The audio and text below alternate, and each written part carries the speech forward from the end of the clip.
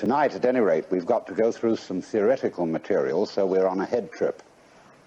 I don't know where the trip will end up. It depends on you. But in order to lay the foundation for this, we've got to examine ideas that are basic to our common sense. Ideas are very powerful. It's not only emotions that are powerful in human life. Psychoanalysis has, of course, examined the emotional bases of human opinions and beliefs, but one should also examine the intellectual bases of psychological principles, or theories, or therapies, because everybody who speaks a language at all has underneath the surface of the language or the figuring that he uses certain basic assumptions which are usually unexamined. And these unexamined systems of belief are extremely powerful in their influence over our lives. We'll begin with one very common idea that's built into our common sense, which is that the world, the physical world, consists of two aspects, respectively form and matter. This was foisted on us by Aristotle, and also by the Bible, because it is said that God created man out of the dust of the earth, and as it were made a figurine in his own image, and then breathed the breath of life into its nostrils so that this form of clay became a living being. And so underneath that lies the notion that everything material is made of some sort of basic stuff, like clay is the basis of pots. And for centuries, scientists, philosophers wanted to know, what is that stuff? What are we made of? Now look here, a carpenter makes tables out of wood, and a potter makes pots out of clay. But I ask you, is a tree made of wood? Obviously not. A tree is wood. It's not made of it. Is a mountain made of rock? Obviously not. It is rock. See, our language contains innumerable ghosts.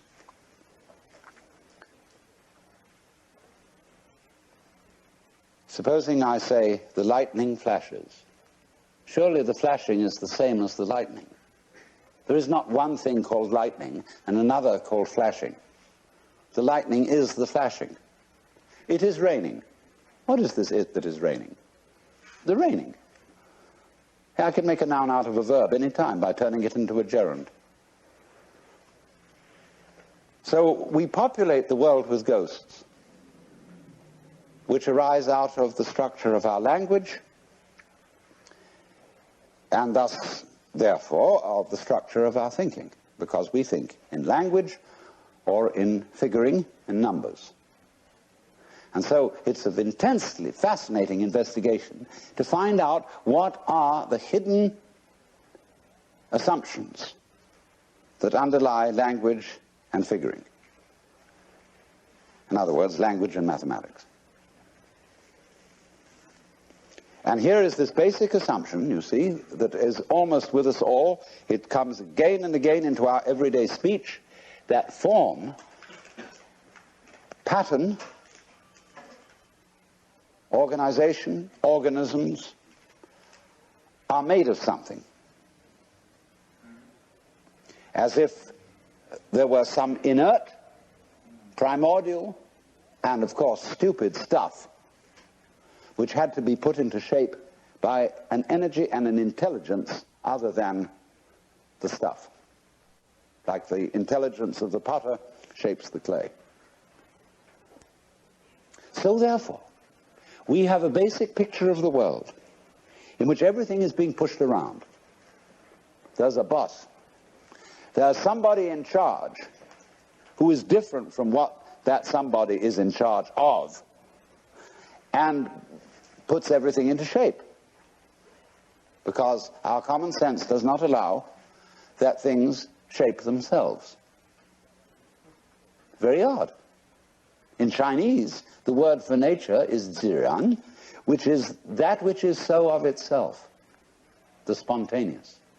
The Chinese have no difficulty in thinking about nature as self-shaping. A Chinese child would not ask its mother, "How was I made?" It would ask its mother, "How did I grow?" Which would be quite different, you see. So to be made is to be commanded, and therefore every good being obeys.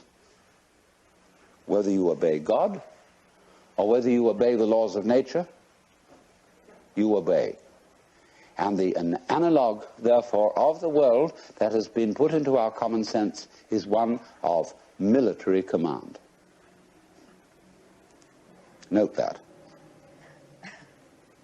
Because the image of God, I would go further and say the idolatrous image of God, which has been handed down to us, is one of the beneficent tyrant, the boss. Big Papa.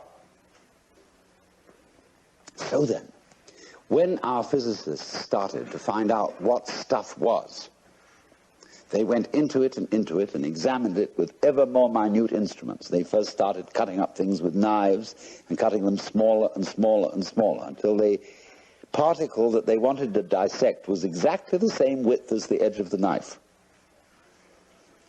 And so they got an atom, and that word in Greek, atomos, means the non-cuttable. Non-tomos cuttable. That's the basic atom. What you can't cut anymore because you got down to the end. Well, they weren't satisfied with that. So they got an atomos, in other words, a particle of something or other that was just the same width as the blade of the knife edge, and they looked at it under a microscope. And they saw that it seemed to be composed of more small particles. So they found out means of working those out, and then they found out extraordinary means of investigating the properties of matter. Then they reached a point where they couldn't decide whether it was particles or whether it was waves. So they called them wavicles. They thought they had come to certain ultimate wavicles called electrons. But then, unfortunately, everything fell apart, and they found protons, mesons, and many other extraordinary things. Because, of course, what they didn't realize was that as you make more and more powerful microscopic instruments, the universe has to get smaller and smaller in order to escape the investigation. Just as when the telescopes become more and more powerful, the galaxies have to recede in order to get away from the telescopes. Because what is happening in all these investigations is, through us and through our eyes and senses, the universe is looking at itself.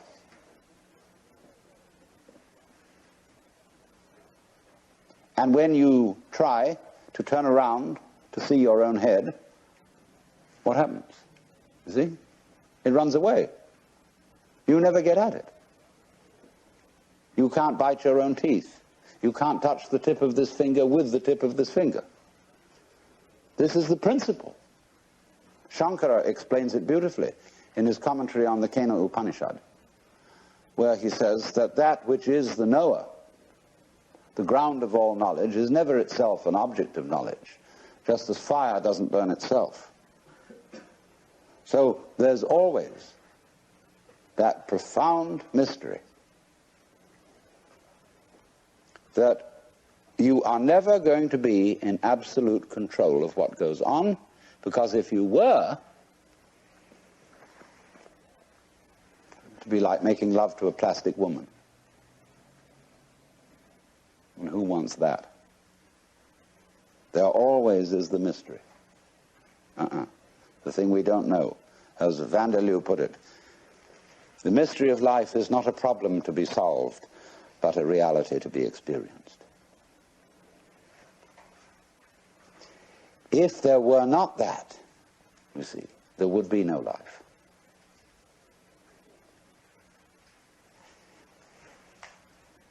The reason why certain people turn to philosophy, why I became a philosopher, was that since I was a little boy, I always felt that existence as such was weird. I mean, here we are. Isn't that odd? Of course it's odd. What do you mean by odd?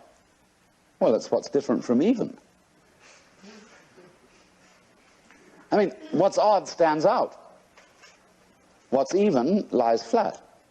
But you can't see the outstanding without the flat background. Here's the thing standing out. It's odd. Each one of you is odd. Strange, unique, particular, different. How do we know what we mean by that? Except against the background of something even, that is not differentiated, like space. And so you get this philosophical itch. You begin to scratch your head and think about, why is that so?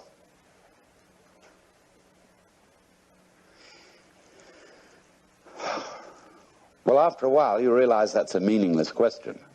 And you ask, how is it so? Well, that leads you into science and other investigations. So you want to know, what is it? I mean, this happening, this thing called existence. What is it? You ask that question long enough, and it suddenly hits you that if you could answer it, you wouldn't know what terms to put the answer in. I mean, when we investigate the properties of nature, and we do get some answers, all the answers are in terms of particular structures, forms, patterns. And these can be measured, and their behavior can be predicted. But when I want to ask the question, what are the forms made of? I mean, what is it really? We can't think of any way in which we could answer the question.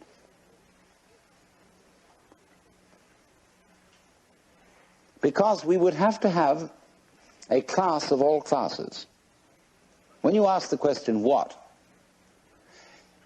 It's like saying, is you is or is you ain't?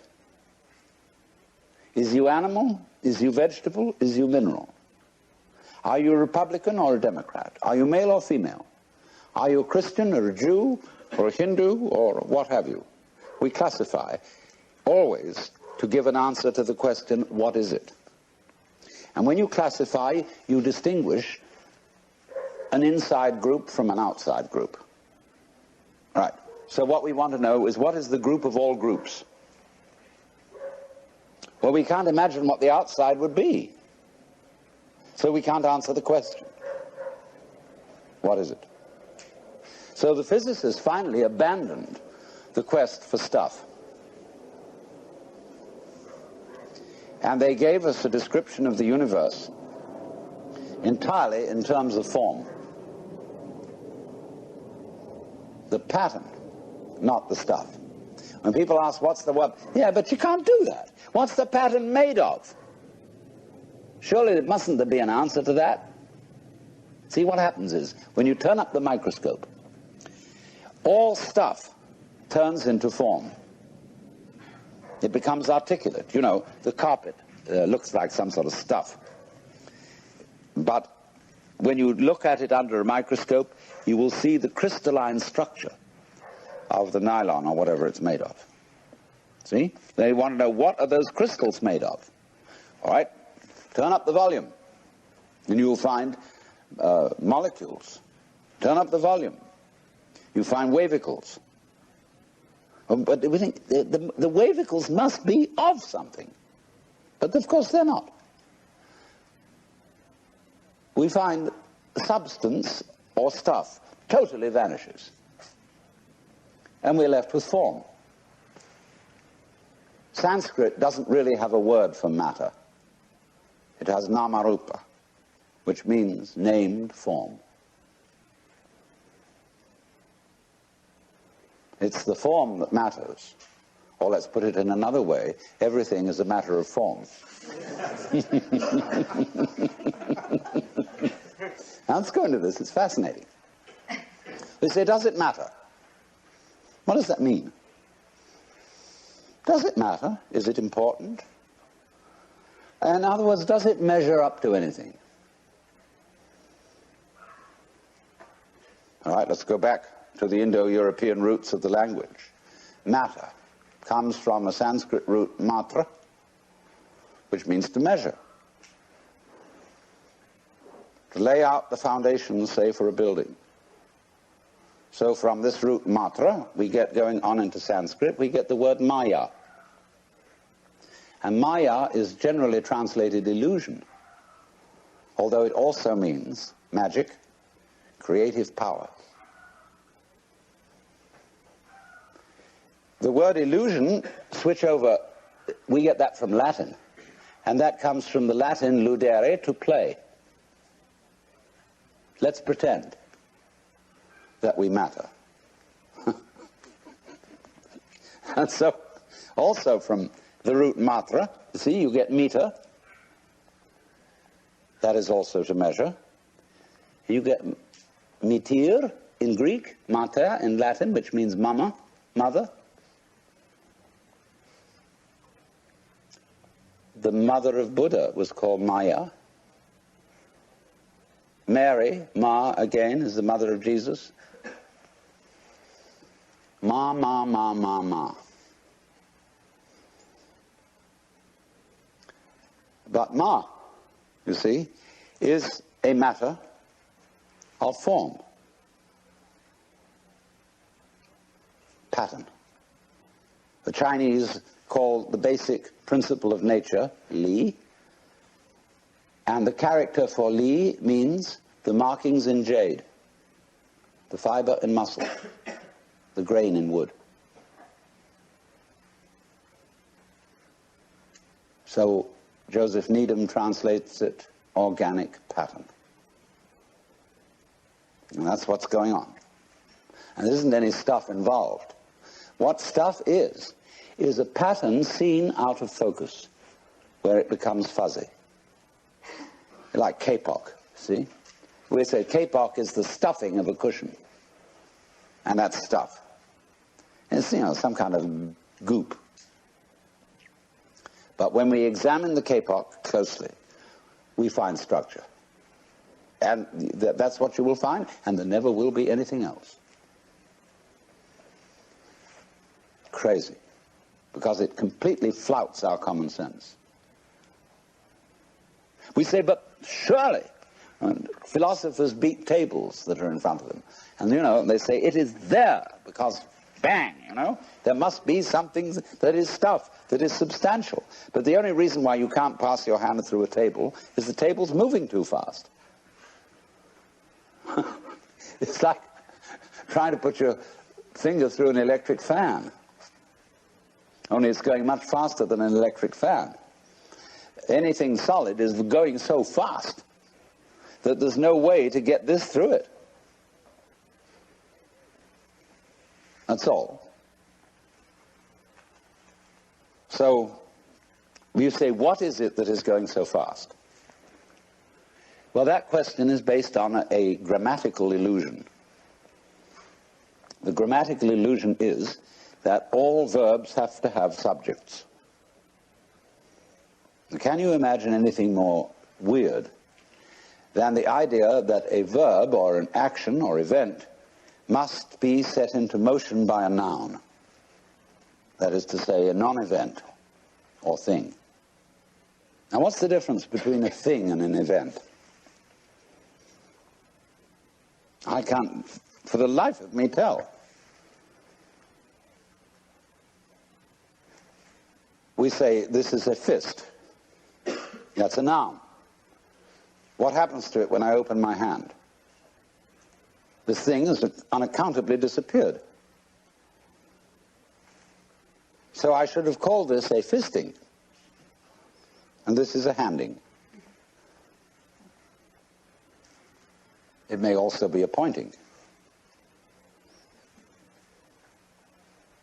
So we could devise a language such as that of the Nootka Indians, where there are no nouns, there are only verbs. Chinese is very close to that. I think the superimposition of the idea of noun and verb on the Chinese language is a Western invention. I can't think of any Chinese word for a noun. But all those languages of Indo-European origin have nouns and verbs in them. They have agents and operations. And that's one of the basic snags when we divide the world into operations and agents, doers and doings. Then we ask such silly questions as, who knows? Who does it? What does it? When the what that is supposed to do it is the same as the doing. And you can very easily see that the whole process of the universe may be understood as process. Nobody's doing it. Because when you go back to doing it, you go back to the military analogy, the chain of command. The boss who goes bang and the object obeys. It's a very crude idea, very unsophisticated. So, if you can bear it, we have suddenly eliminated a spook. And the spook was called stuff. So we're now more at ease with ourselves in a world of form, namarupa, named forms. Well, we can, of course, get rid of the names. We can go further and try the experiment of not calling the forms by any names, but just observing the forms, although when we've got rid of the names, we can't even call them forms, because that's a name. And there's the bazaars going on, which Buddhists call tathata, and that means suchness or thusness. Actually, tathata is da-da-da, because when a baby first talks, it says da. Da, da, da, da. And fathers flatter themselves that it's saying da-da, daddy. It isn't. It's saying da. And so the Upanishads say, tatvamasi. You're it. The basic da. Because da doesn't mean anything. Da is like everything else. See, the world is a musical phenomenon. Good music never refers to anything except the music itself. You don't ask Mr. Bach, Mr. Ravi Shankar, what do you mean by this music? What is it intended to express? Bad music always expresses something other than itself, like the 1812 Overture or the Sunken Cathedral. Good music never talks about anything other than the music. If you ask Bach, what is your meaning? He say, listen. That's the meaning. Giraffes are giraffing, trees are treeing, stars are starring, clouds are clouding, rain is raining. And if you don't understand, look at it again. And people are peopling.